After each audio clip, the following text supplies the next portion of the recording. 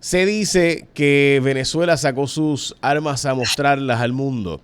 ¿Y cuáles son esas armas? Me gustaría hablarlas con el profesor. Usted es el profesor, usted que conoce el tema como Layo Sasdi León Borja, profesor de la Universidad Interamericana de Puerto Rico. Y también lo que acaba de ocurrir entre Arabia Saudita y Pakistán, que Pakistán dijo que le va a poner su sombrilla nuclear para que los cobije. En otras palabras, básicamente diciéndole al mundo, tengo un aliado nuclear en Pakistán. Y esto después del ataque de Israel a Qatar, que también hay que decir que Rusia supuestamente está ayudando ahora a Egipto a hacer ¿verdad? Un tipo de ese reactor nuclear allí. Y lo que eso implica, ¿no? En cuanto al tema de Israel, que Egipto pueda ser ayudado por Rusia para eso, ¿verdad? Eso tiene como unas implicaciones Sí, interesantes, sí. interesante, sí, porque cuando leí en el artículo lo de Egipto, no solamente es el reactor nuclear, es una zona industrial portuaria por el canal de Suez, que Rusia está también interviniendo y que Bueno, los, supuestamente el interés de Gaza por parte de los Estados Unidos y de Israel no solamente es un asunto de obtener su espacio de vivienda, sino también poder hasta inundar Gaza para poder convertirla en el otro canal. Pero bueno, eso sería otra ruta. sí, sí, había esa teoría, no era una teoría, era un plan para haber hecho otro canal, no sé si por el IAT, ¿no? Golfo de Aqaba por allí, y cavar un canal, ¿no? Pues entre el Mediterráneo, no sé si a eso te refieres, Sí, y bueno, el Mar Rojo. es lo que se ha planteado que se podría hacer. Sí. Yo pues pienso que sería una catástrofe tan alocada que no se me ocurriría. Pero sé que ha habido planes de eso en el pasado. ¿Sabes lo Eh, interesante? Sí, no, lo que quería añadir, que el autor de ese artículo, ¿no? Que leí sobre lo del reactor nuclear que Rusia le estaría ayudando a construir a Egipto, como que Egipto está recurriendo de nuevo al apoyo de Rusia, como diciendo que Estados Unidos no le daría apoyo para construir el reactor, me imagino que por Israel, la seguridad de Israel. Entonces, ¿se acuerdan cuando Nasser acudió a la Unión Soviética porque no le querían dar préstamos los occidentales para construir la presa de Asuán y todo? Pues ahora sería Egipto que recurre de nuevo a Rusia en vista de las circunstancias y lo de la guerra de Gaza y todo, porque claro, y más con el ataque a Qatar, Egipto diría, a pesar de los acuerdos de Camp David, no se fiarían tanto en Estados Unidos, porque Estados Unidos apoyaría, sería mi interpretación, claro, Estados Unidos apoyaría primero, sí, y primero también a Israel. Entonces, ¿será acaso que Egipto está buscando otros socios?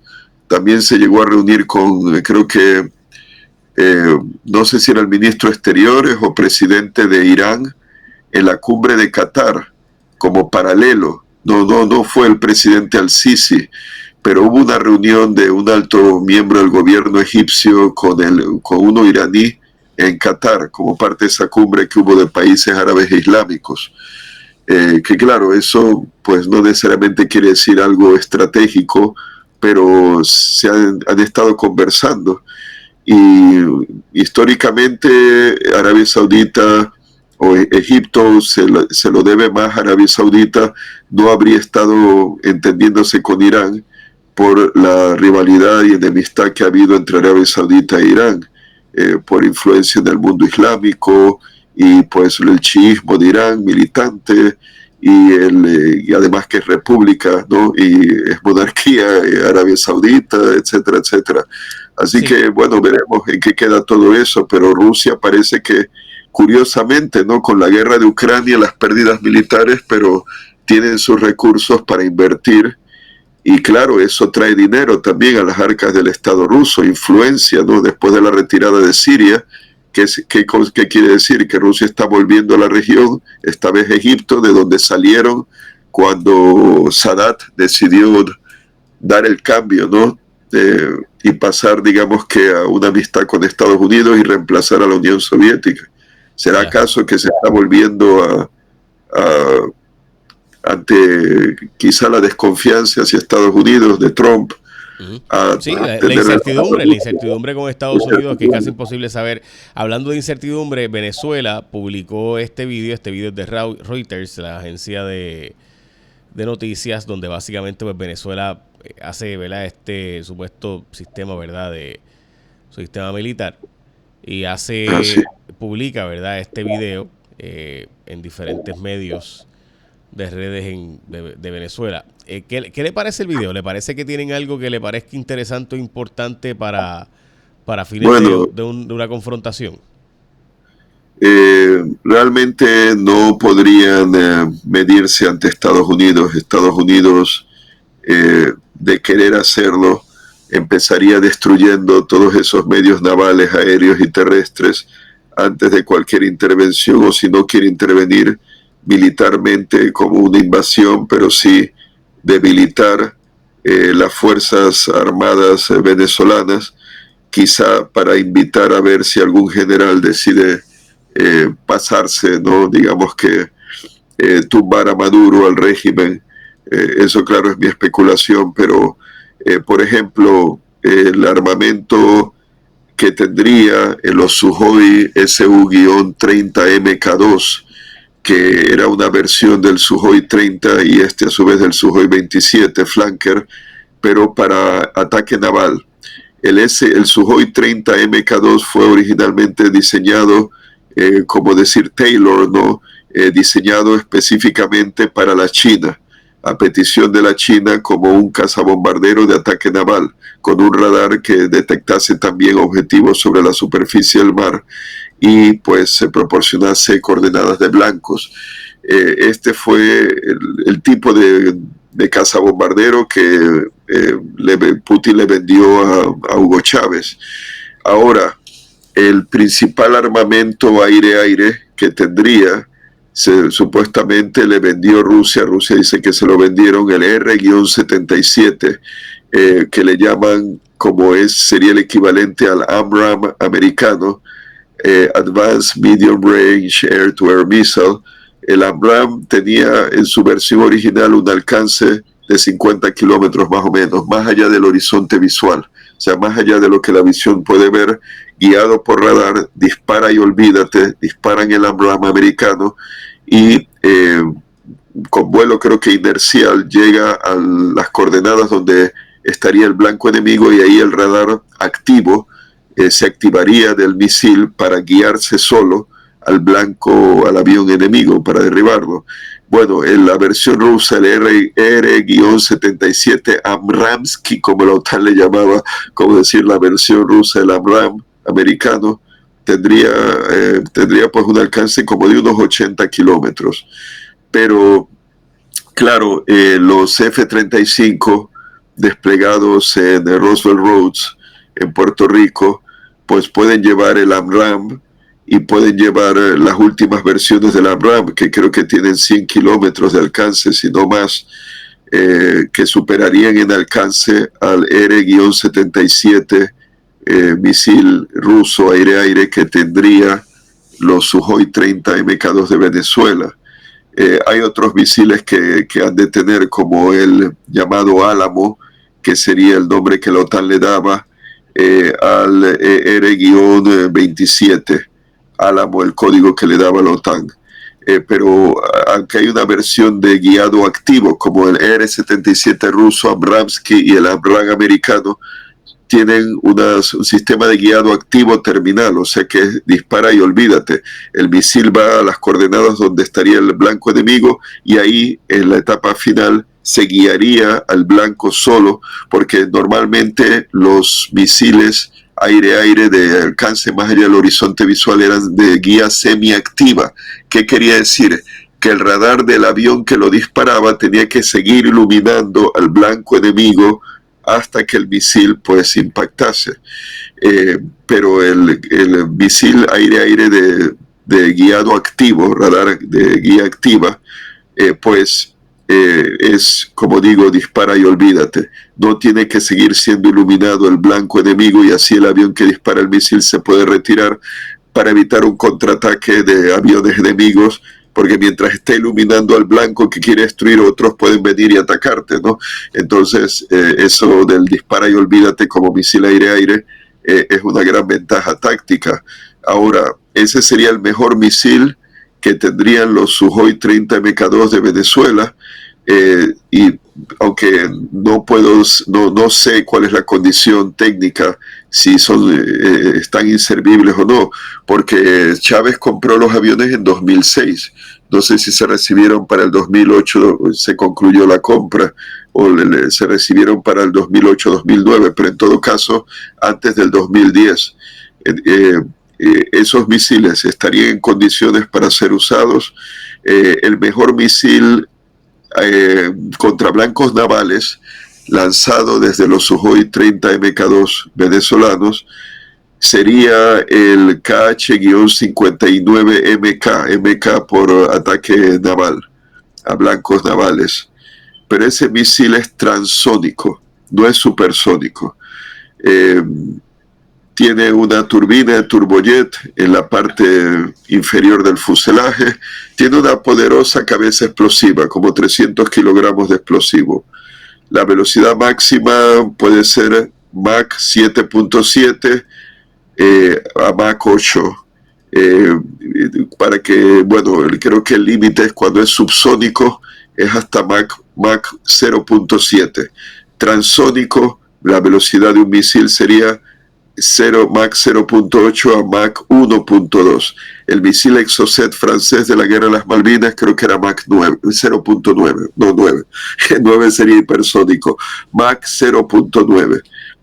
Así que aunque tendría un alcance, el misil SKH-59MK que tiene Venezuela, misil ruso antinavío, un alcance de 285 kilómetros, que no está mal, pero como no es supersónico y no es tampoco invisible al radar, no tiene un diseño que trate de evitar ser detectado, podría ser, yo diría, podría ser derribado por los misiles antiaéreos de los destructores Arleigh Burke, que están operando ante las costas de Venezuela por el crucero Ticonderoga, de la clase Ticonderoga, el lago Erie. Así que esos misiles, de ser usados, no creo que Venezuela se atreva a hacerlo, porque ya eso sería un casus belli, un motivo para Trump caerle encima a Venezuela, sus fuerzas armadas, aunque no pretende invadir, pero dejarlas totalmente destruidas, ¿no? Atacando, bombardeando, para al menos a ver si con eso, al estar debilitada, los medios militares, navales de las Fuerzas Armadas Bolivarianas, a ver si eso puede llevar a un descontento de los generales y que tome a Maduro. Pero ese sería un escenario, ¿no? Pues ficticio de momento, ¿no?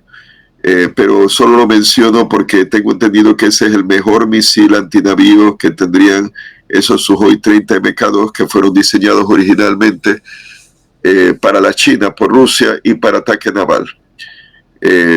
Pero hay otros misiles que se habían hablado y yo escribí un trabajo al respecto que no se llegó a publicar, pero el KH-41 Mosquito con una velocidad máxima de Mach 2 y creo que una potencia cabeza explosiva de 450 kilogramos, supersónico, Mach 2, 2 veces la velocidad del sonido, pero realmente no llegó a operar desde el aire, sino desde el lanzamiento de destructores de la Armada soviética, rusa, y se lo vendieron a la China. El término naval de ese misil es SS-N-22, la versión lanzada desde un navío de guerra. Pero no, aunque se habló de una versión de lanzamiento aéreo que pudo de haberse desarrollado, haberse tratado de lanzar desde un Sukhoi 30 MK2, pero no llegó a ocurrir. Y había otro misil, el Onyx, que la versión de exportación rusa es Yahont. El Onyx sería la versión de lanzamiento aéreo. Habría sido lo mismo, Mach 2, Mach 2.5, velocidad máxima, 300 kilómetros de alcance. No se llegó a construir, aunque los rusos tienen su versión de lanzamiento naval y lanzamiento terrestre desde baterías de misiles de defensa costera que también se pueden usar contra blancos terrestres, pero los rusos optaron por el Brahmos, que es un misil basado en ese misil Onyx ruso antinavío, que velocidad máxima es Mach 2.8 o Mach 3, vamos a decir Mach 2.8. la versión lanzada desde el aire se desarrolló para la India, el BrahMos. Esa sí se desarrolló para la India, pero no la versión para la Fuerza Aérea Rusa contra blancos navales, que pudo de haberse desarrollado, haberse vendido a Venezuela, pero no llegó a ser producido. Así que realmente el armamento que tenían los Sukhoi 30 sería muy limitado y habría que ver la conducción, los aviones venezolanos, que serían mejores, diría yo, que el F-16, al menos en su momento más modernos, porque Chávez no logró obtener el permiso de George W. Bush, de su administración, para modernizar con armamento o radares israelíes y armamento de misiles israelíes de alta gama, o sea, pues lo más moderno que había, de lo más moderno del mercado, de misiles aire-aire y radares de fase activos de la marca ELTA israelí.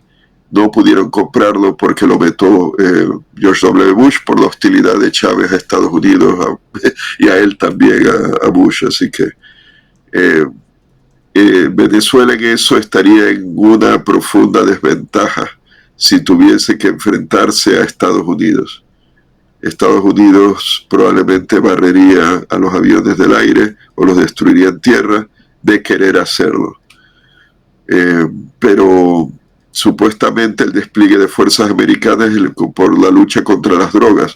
Ahora, lo que mejor puede hacer Maduro es no dejarse llevar por alguna provocación por parte de Estados Unidos, de cómo abordar ese barco atunero, ¿no?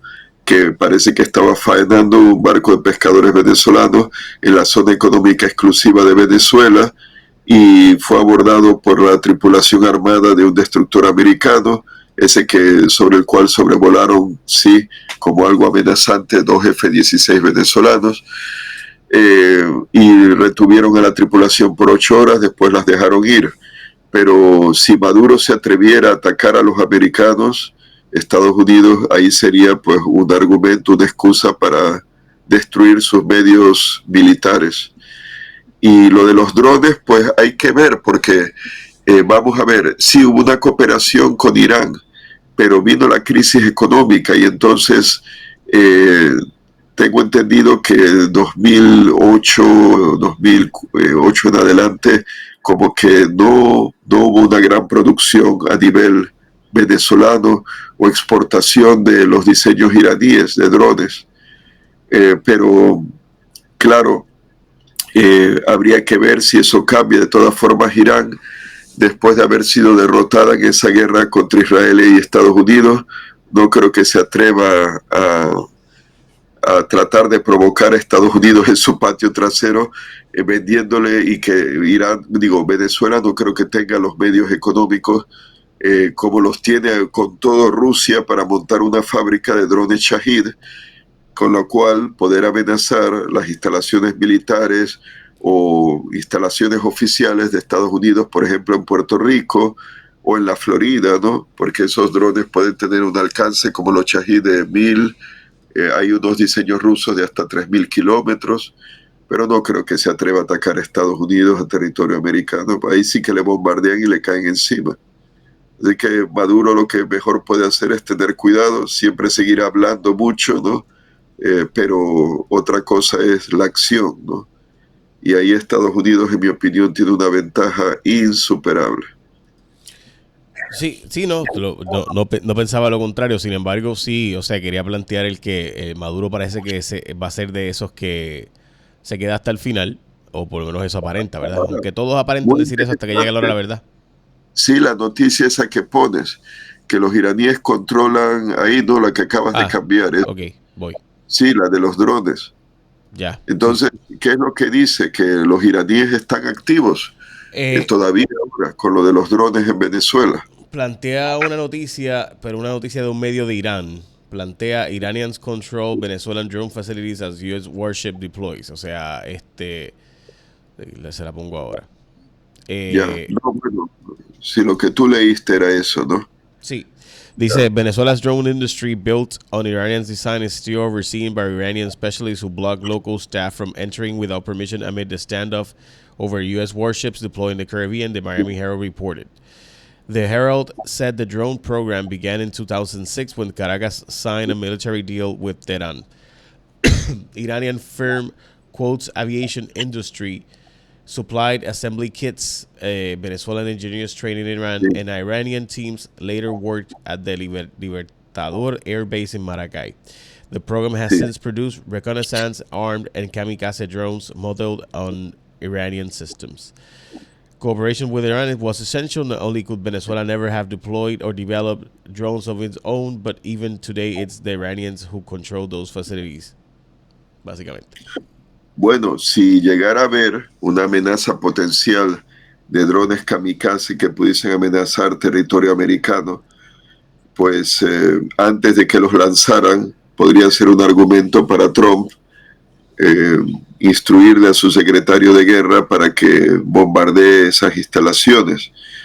Pero no creo que Maduro esté tan loco de tratar de atacar o incluso atacar blancos navales, porque esos drones pues serían fáciles de derribar y no tienen que lanzar a Estados Unidos un misil de estos Standard Missile de Raytheon como el SM-2, por ejemplo, o el más moderno SM-6, caros sin duda alguna, muy costosos. Hay en cada uno de esos lanzadores de lanzamiento vertical que tienen esos destructores de Harley-Burg.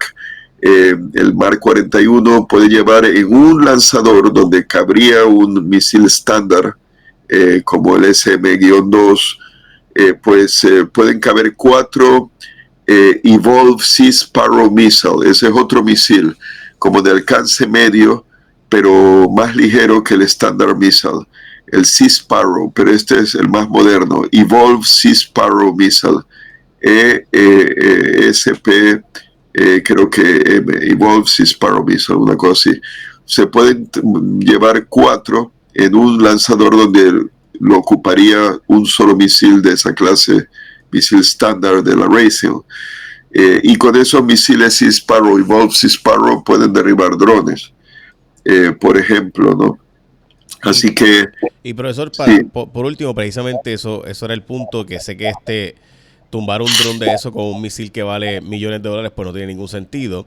Así que hay que buscar otras alternativas, y sé que se ha estado estudiando recientemente. Ese que estamos viendo en pantalla, de hecho, es uno de lo que usted menciona, SM-2.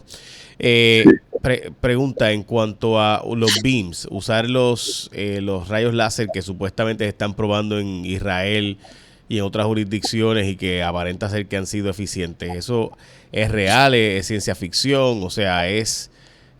no, me parece que es real ya, y Estados Unidos tiene el Helios, o lo han estado probando, pero ya tienen un láser táctico para derribar misiles.